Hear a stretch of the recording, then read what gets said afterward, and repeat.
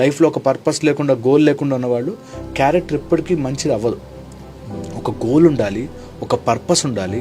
ఆ పర్పస్ వైపుగా వచ్చేవన్నిటిని తనతో పాటు తీసుకెళ్ళాలి. ఇప్పుడు నేను లైఫ్లో సక్సెస్ అవ్వాలి, ఓకే, అది నా గోల్ అయి ఉంటే నా క్యారెక్టర్ని ఎంత మార్చుకుంటే నాతో పాటు అందరూ జాయిన్ అవుతారు. అది యాక్చువల్గా.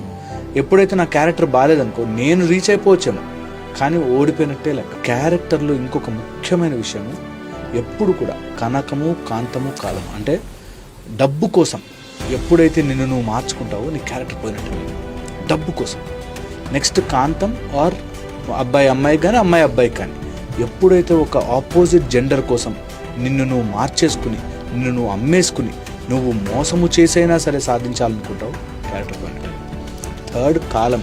ఎవరికైతే సమయము విలువ తెలియదో, ఇష్టం వచ్చినట్టు టైంపాస్ చేస్తున్నా అంటాడు, వాడి క్యారెక్టర్ లేనట్టే లెక్క.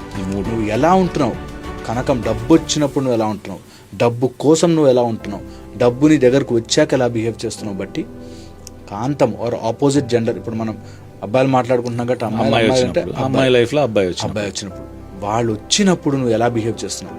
ఎంతమందిని చూస్తామండి మేము ఫ్యామిలీస్లో, ఆ అమ్మాయి కావాలి అని తల్లిదండ్రులను చంపడానికి కూడా వెనకాడు, ఇంట్లోంచి డబ్బులు దొంగతనం చేయడం కూడా వెనకాడు. ఎప్పుడైతే అలాంటి క్యారెక్టర్ వస్తుందో యు ఆర్ డెడ్ ఆల్రెడీ.